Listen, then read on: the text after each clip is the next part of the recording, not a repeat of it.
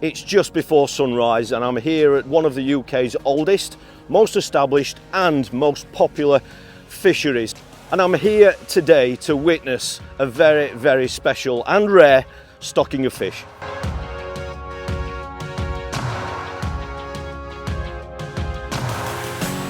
This isn't the first time that I've witnessed fish being stocked into this lake. The last time I was here to do this, we saw an absolutely beautiful stocking of some lovely ghost mirror carp. And since then, I've been one of the lucky anglers that's been able to fish this fishery since then, to fish for and catch some of those fish. And it's been great to see how they've grown over the past couple of years. However, the fish that are getting stocked into this lake today are fish that many, many anglers can only dream about catching. Got my hat on straight. Let me put my hat on straight. Look at that. That's better. Look at that. That's better, that's better. The Yeah. sun still hasn't come up yet, but we've got a bit of a special stocking today, haven't we, mate? Two fish. Just two fish. Last time we were here, how many did we stock? How many was it? Hundreds and hundreds, wasn't it? That was a ton. That was a ton of fish, wasn't it? Yeah, Last time just we were over here. a ton, I think. Yeah. Just over a ton, those beautiful. 2,000 fish. They were like 1 to 2 pound ghosties, ghost mirrors. But this is two fish. But it's short notice because we don't know to actually net the lakes. They're going to be about 32 and 35 pound. We think 32, 36 pound maybe. So Fantastic. we're going to know in a minute. I've not seen them myself yet. I've Right. not seen them. I ordered these fish months ago because. You know, when he's netting lakes, when Jason's netting lakes, he doesn't know. Doesn't know exactly what. Literally, so yesterday afternoon, he's rung me, then I'll rung you. Like I said earlier, a lot of these things that they deal with these fish is, a lot of them are last minute, you know, it's short notice.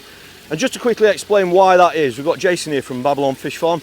Just why is, you know, a lot of it like last minute sort of short notice? Well, yeah, we don't like to hold big fish in or any fish in the holding system too long. So when they're caught, they go out the next day. So Nigel had a pre-order in for these for months actually. Right.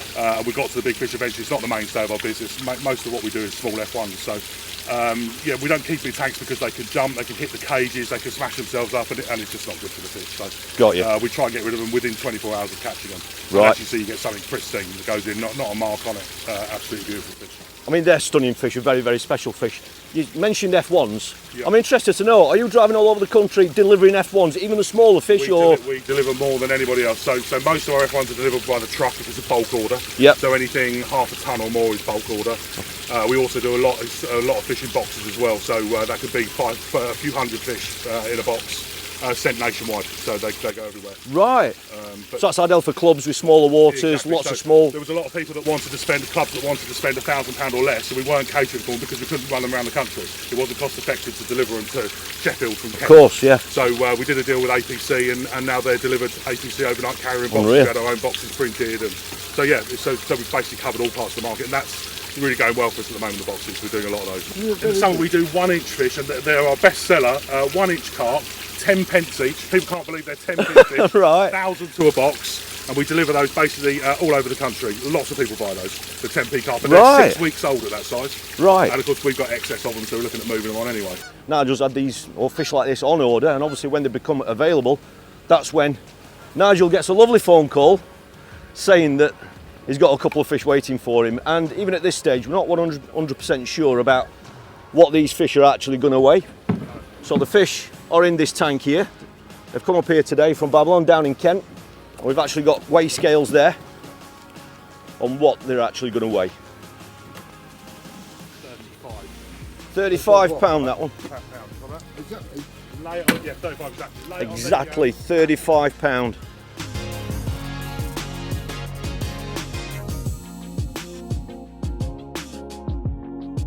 First fish to its new home. Oh, yeah. Look at that beauty. What a stunner that one, Nige. Yeah, that's the biggest one of the pair. Off into its new home.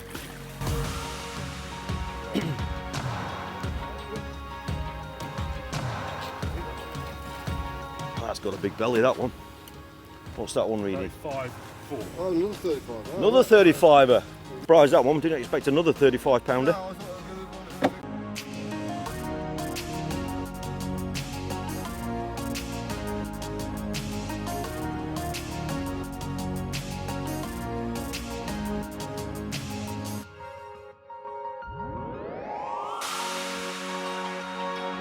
been fished for. Never been fished for. Right.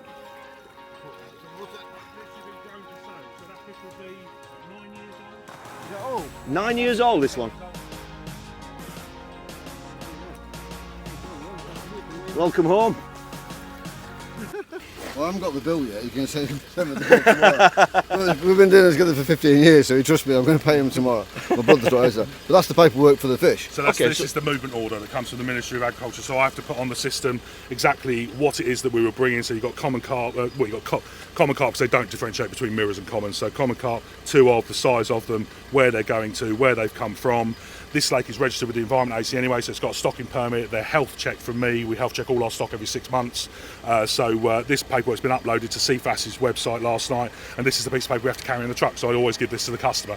Although it's a transport document which you carry in the truck. Normally I give it to the customer so they've got some paperwork knowing that I've done it. Got you. So it's the proper way of doing it. You should have a piece of paper whenever you buy fish. Thanks, Jace. Send me the bill. Yeah, nice to see you again. It's clear to see why Barston Lakes is widely regarded as one of the best fisheries in the country. With its central location and unrivaled clubhouse on site, offering food, toilets and showering facilities, and the fact that it is a day ticket water, which means it attracts anglers from all over the country.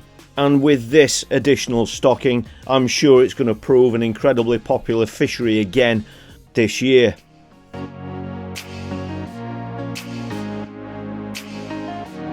One of the things that I think's been really interesting about today is that I'm certainly not considered, I'm not a specimen carp angler, but one of the things that I've really picked up on today, which I've never really given thought to, and that is when you are going to spend the kind of money that Nigel has spent here today in purchasing fish of that size, one of the things you've got to consider is how easy are those fish going to be and get caught, you know. Now this is one of the things about if you're stocking fish of that size and of that age that have come in from a lake that has been fished before, fish that are 35 pounds in weight are naturally going to be educated. They've been fished for before. However, the fish that you've seen today have come out of a lake, a stock lake, that haven't been fished for. So in theory, that is going to make them easier to catch because they are less educated. And I think that's something that I've never really given much thought to. There are fisheries that don't just put fish like this into a lake just to boost the fish stocks or make it look good. They've actually put them in here to get caught. So in theory, these fish are less educated and should make them easier to catch. And I think that's a very valid point that is certainly something that I've never really given thought to. I've just got to take this opportunity to say a huge thank you to Nigel, who runs this fantastic fishery, and to Jason at Babylon Fish Farm for giving us the opportunity to give you an insight into what goes into running one of the UK's top fisheries.